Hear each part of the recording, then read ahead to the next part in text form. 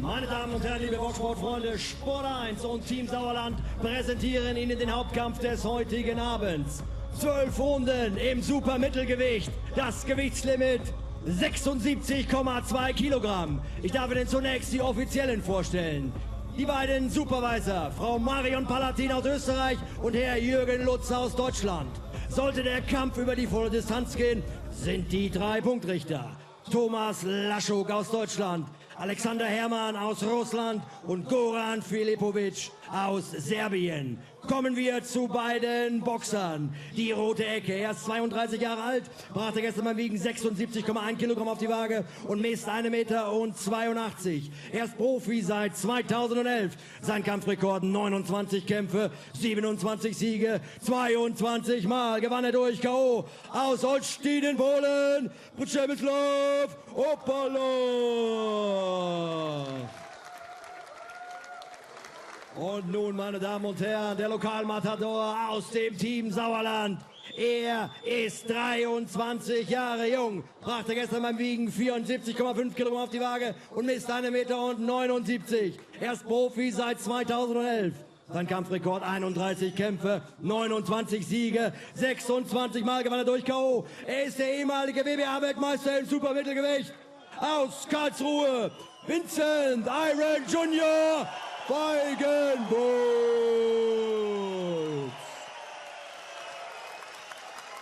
Der Ringrichter dieses Kampfes über 12 Runden ist Jörg Milke aus Cottbus, Deutschland.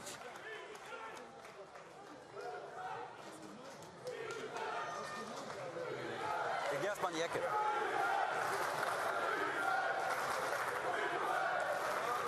Alles okay? Mundschutz hast du drin?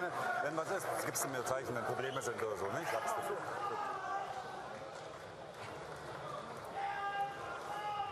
Vince, mein Freund, gib mir bitte deine Hände. Danke, wie immer. Viel Glück. So, du Kämpfer. Warte mal, jetzt noch für Wasser. Was ist hier für ein Scheiß?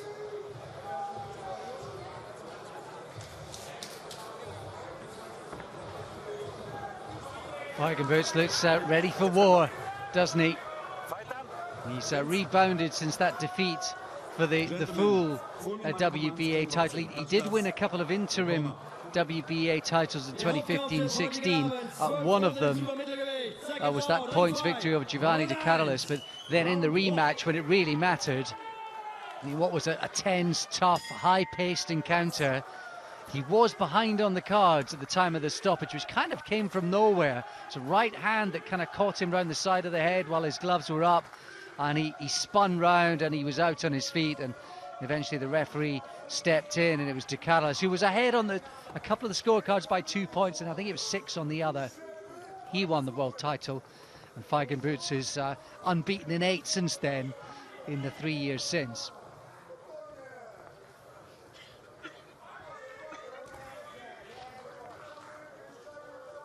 Feigenbutz there, just taking the centre ring, just trying to force Opalak there, just to lead with that jab so you can counter. I suppose the big question here, Paddy, is, you know, how good is Opalak? He's developed a winning habit, that's for sure. He's unbeaten in 5 over the last sort of 5.5 years, 12 of those coming by stoppage. They've both got really high percentage knockout ratios in the early rounds. But it's all about what sort of, against what sort of opposition. That's always the worry.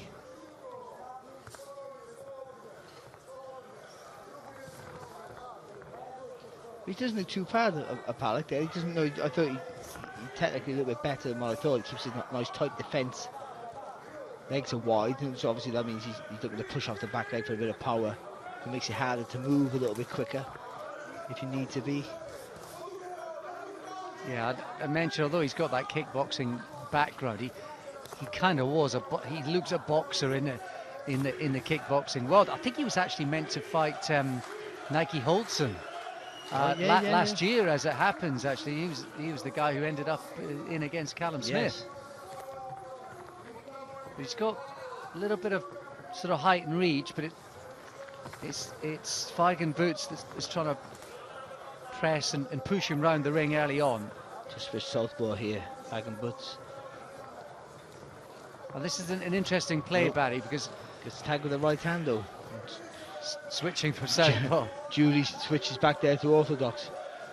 Yeah, that didn't work. Good jab there though from Fagerbutz. Well, the sort of interesting play through the first few rounds here, folks, is going to be who's able to occupy the centre ring and who pushes who back. Because against De Carolis, certainly in that second fight, Feigenbutz was never really able to keep him off, and Palak's looked pretty strong and tough. Is he going to be able to push Feigenbutz back? At the moment, it's the other way around. Yeah, well, Feigenbutz took a little bit more better ring generalship, taking the centre of that ring, and haven't done a lot, but just pushing back with a strong jab. It's also about being safe, and never against two guys who can punch, but maybe slightly vulnerable as well. You know, it's just staying safe, certainly in those early rounds. At the end of the first round, and Feigenbutz was the one who controlled it. Not much landed in truth, but he was the guy controlling the pace and tempo of it. Yeah, even though the best punch probably came from Palak there with a little right hand, but yeah, I think Feigenbutz there was the guy who probably did the better with the jab. And a solid shot for him. He's lost twice. They both lost twice actually, but both of Feigenbutz's defeats have come by way of stoppage. First of them in his second pro fight back in, what, 2012 that was, and then of course the world title defeat as well to De Carolis. Seconds out in by Runde 2, round 2.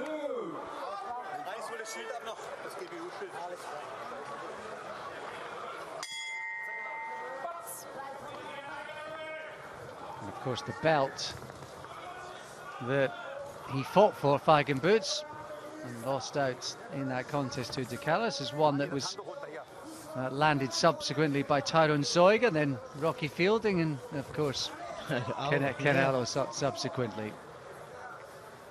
Although many will feel that perhaps Callum Smith is the real WBA champion. Well, it's just crazy, isn't it? Good jab that from Feigenbutz.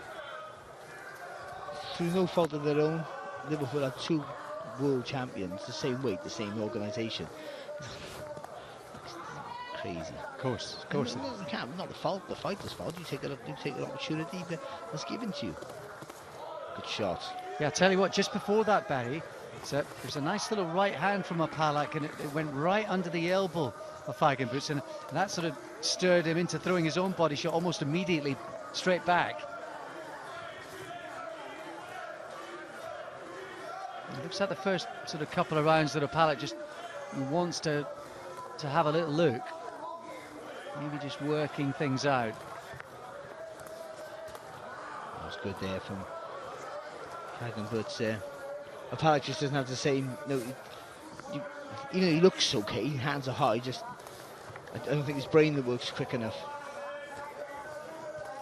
Should be jabbing with Feigenbutz there, just to stop him from throwing so many jabs. Yeah, these big guys, sort of super middleweight, and then you get up to light heavy. The jab really hurts, doesn't it? It's got through this. It's really speeding through the guard. It's getting through those white gloves for Feigenbutz.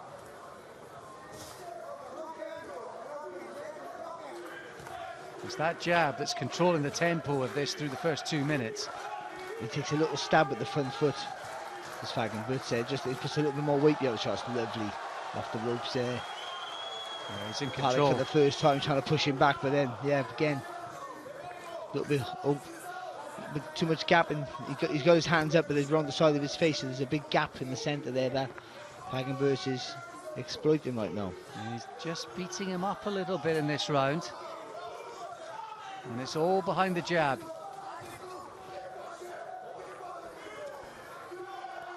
And you wondered coming into it if Palak was going to be good enough. In the first round, I don't think his fans would have been too concerned, but in this one, they certainly will be.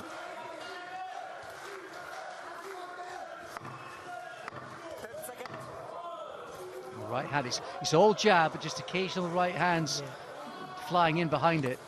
I think he's taking the sting off the right hand, just half blocking him. Nice little uppercut off the ropes there as well there from Fagenburst to finish the round. I think good round for him, I thought. Yeah, it was a classy round. Did a lot of work, Boyd. Put a lot of effort in there, but he pushed Opalek back in the early stages, and then when Opalek tried to take the centre ring and push him back, I think he boxed even better on the move there, Fagenburst. 40 knockouts between them in the first 3 rounds, this pair, but so far Opalek's not looked in any position to add to that tally, and he just started to mark up a little bit. Well, you can see Opalek, no doubt he can punch and he's strong, but you think he needs you standing right in front of him. I think that's what he needs. I guess with the kickboxing experience, because they look at the kick, they can move as fast on their feet as boxers.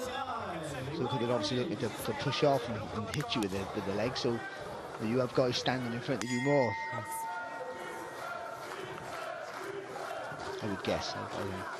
Yeah, and often they kind of punch around the target as well, because the stance is quite upright, and because you're kind of protecting your midriff for kicks. Sometimes the kind of arm stance, like almost like Abraham, like he's quite sort of straight and upright too, but he's just kind of been put in his place in that second round. But if he wants to, if he is physically the stronger, if he feels that he is, and then he's got to, even though he was getting outboxed, he's still got to try and push Fagenburst back, and that's with a solid double jab. You step behind it, push him back with it, make it fast and strong, and try and make the ring a little bit of a smaller space. Try and keep his back on the ropes, and then when you get him close, get him in the corners, get him in the ropes. You just got to work away. Nice little counter there from Opalek. Oh, good shot. Yeah, he took it well, Opalek. Again, he just suckered for the same shot, and he's backing off now. Didn't see that one, that's why. That would just come on the back of the gloves there, just where he has his glove so high on the forehead. Just can't see the punches there for coming on the side of the glove. And there was just a little quickening of the step there from Fagenburst, wasn't there? He sort of was happy to just work behind the jab, keep to the basics, and work around things. Oh, he's starting to let loose in this round. I think there's just a little bit more devil in his shots, a bit more intensity in the way he's going about it. Well, he's just holding his feet just to throw the shots, then he's moving again, so he's not. So he's just making sure he's getting plenty of purchase on the punches now. I'll tell you what though, Barry, if it carries on for another 2 or 3 rounds like this, Opalek's going to be in a bit of trouble. Yeah, but he's going to be busted up, I think, isn't he, facially, if anything. Well, again, that right hand getting through Opalek. Trying to shrug himself together, but he's getting outboxed and he's getting outclassed here. He's getting beat up. He doesn't move his head, he tries to block everything coming forward, but the arm's not strong enough. He's not really. Fagenburst is punching through the guard too easily. He's not been able to slip any punches. Opalek.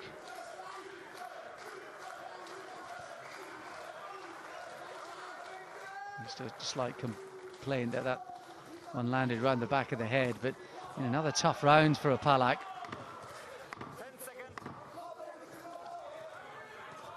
Again, because you got that wide stance here, he tried to burst forward, but just couldn't get the feet quick enough because it was too wide apart. Too much distance between them. Yeah, you can see him pawing away at his right eye. I think it's just below the right eye and above the cheekbone. He's just kind of pawing away at that. Can't really see him there. That's Sven-Oskar. It is. With the neck chief, yes, it is. Super middleweight champion. I think WBA super middleweight champion of the world. Next to long reigning as well, alongside Uli Wegner. Sharing a bit of history. And they'll be chuffed with what they're seeing in the latest off the production line. He's boxing well, isn't he? Fagenburst. Well, you got a guy right in front of him here, to be fair, but he's punched together well. He's not getting carried away with anything. He's doing some good work. He's taking a little step off there, not taking any silly shots back. It actually looks like that. He has learned from the Carolus defeat, and he's maybe finding a style that that suits him better, but also negates risk a little bit too. Oh, wet that corner is there, the red corner. Where he's just, that's where Opalak's just come from. They're already working on that eye stroke cheek.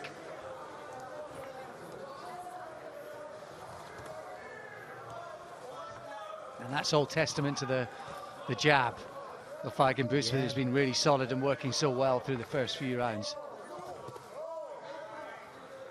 And so more than just accurate, it's been a real ramrod left hand, hasn't it? Yeah, he's been hurting Opalak with it right from the start. Could he just stab, take a step with like a little stab with the left foot, just so he's aimed. Then that means he's got this distance, but he's punching. He's aiming at the back of the head, just punching through the target with it.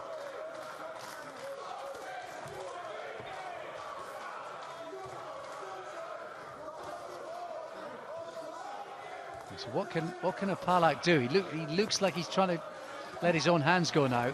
I think he has to. Yeah, I think you've got to push him back, and I think try and push him back with a double jab and step with your own front foot, just to nick the gap, nick the space, and push. Just try and force Feigenbutz back. Body shot. Lovely body shot there with a left hand from Feigenbutz. It pretty much is one-way traffic, but a bit more from Opalak in this round. Just a little glimmer. Oh, he's hurt him. Uppercut hurt him, and Feigenbutz is latching straight onto that. At least half the round still to go in the fourth.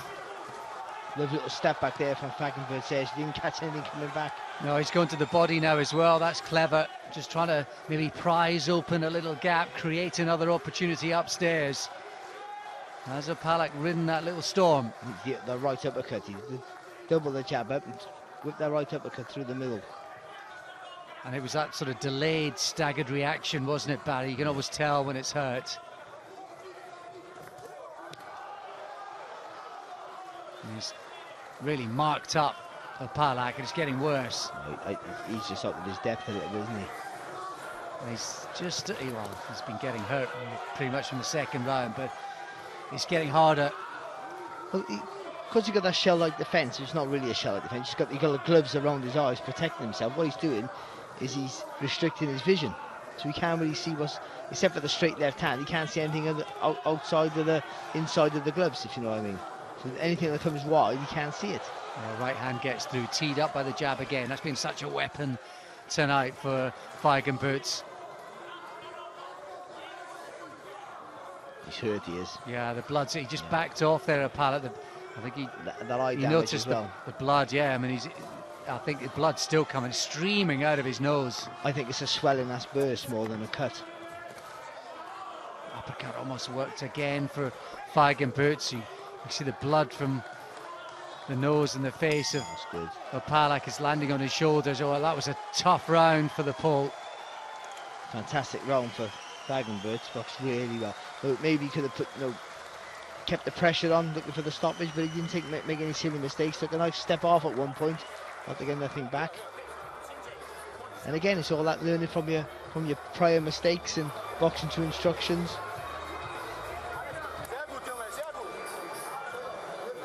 But he didn't get. He latched onto him. Had a lash, Feigenbutz, but he didn't get carried away. He kept his shape. There was a kind of controlled aggression. Was he going through the gears enough for you, Barry? Yeah, I think so. I think obviously, yeah, like a minute and a half after Opalak seemed to be hurt. Yeah, there was a little dip there in his legs, and maybe he had enough time to do a little bit more. Maybe he just let him to hook a little bit. But I think again, maybe he's learned from his prior mistakes and just thinking, I got plenty of time. I've got a lot of rounds now. I'm dominating the guy. He's clearly second best technically, and he doesn't feel any sort of danger as long as he stays focused.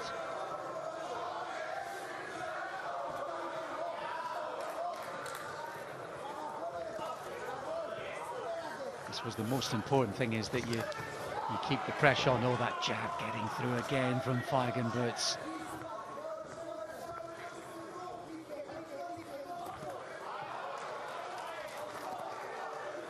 the way he's gone about it, pretty much from the start, there was sort of, control, but no real drama in the first round, but he really started to work behind the jab from the second round, and since then he's been just picking it up, winding things up.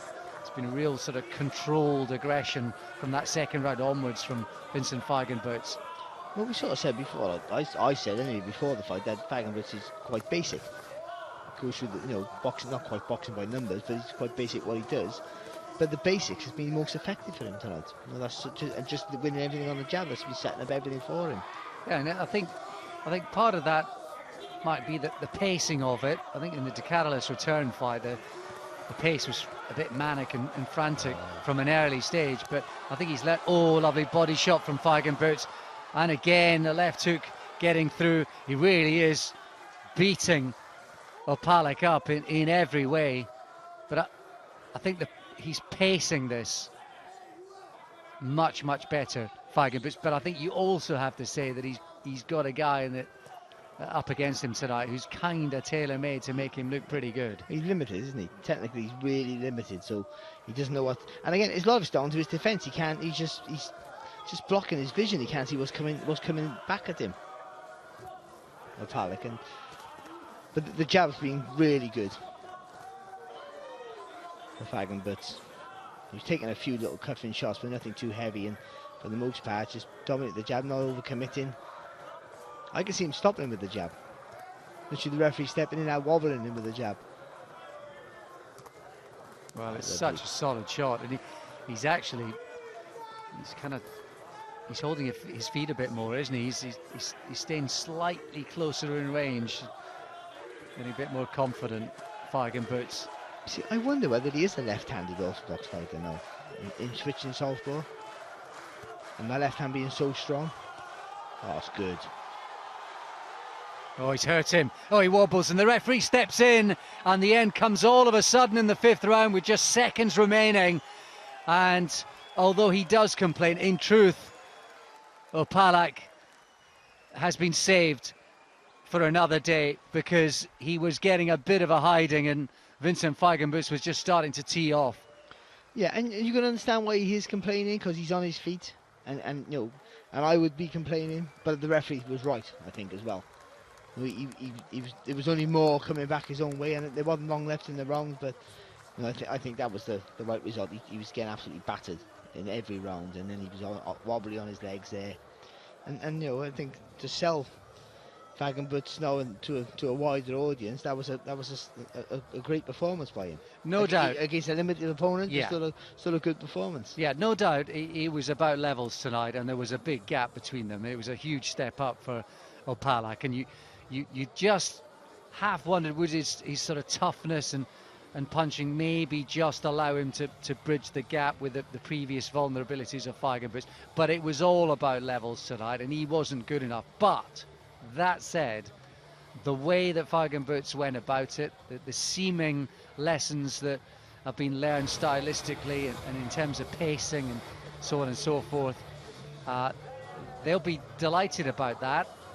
And he's got a fantastic finish, and it was good to watch. Yeah, it was. I think, I think he put his punches together in combinations quite well, but the jab was the standout punch. It was absolutely beautiful to watch. Really long. He was snapping that shoulder out. He was stepping behind it.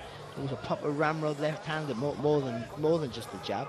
And he busted the other guy up with it. He beat the guy with the jab. Really, I think he pretty much stopped the guy with his left hand. And I think that was a good thing. And he did what you have to do when you box it. What people expect when you're boxing a guy who's levels below you, you totally outbox him and stop him, and that's what he did. So he did everything what he should have done, and in impressive fashion.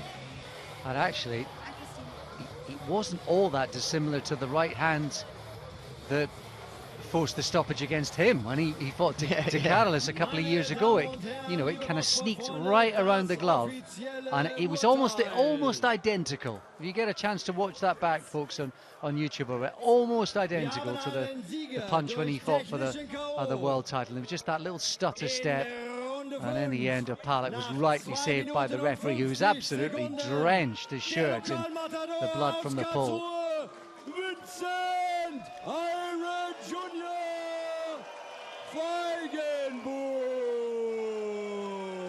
So Vincent Feigenbutz with his 30th win and his 27 stoppage in those 30 wins. A fantastic record, but with that top 3 rating with the IBF, Barry, he's knocking on the door. He is, yeah, and he puts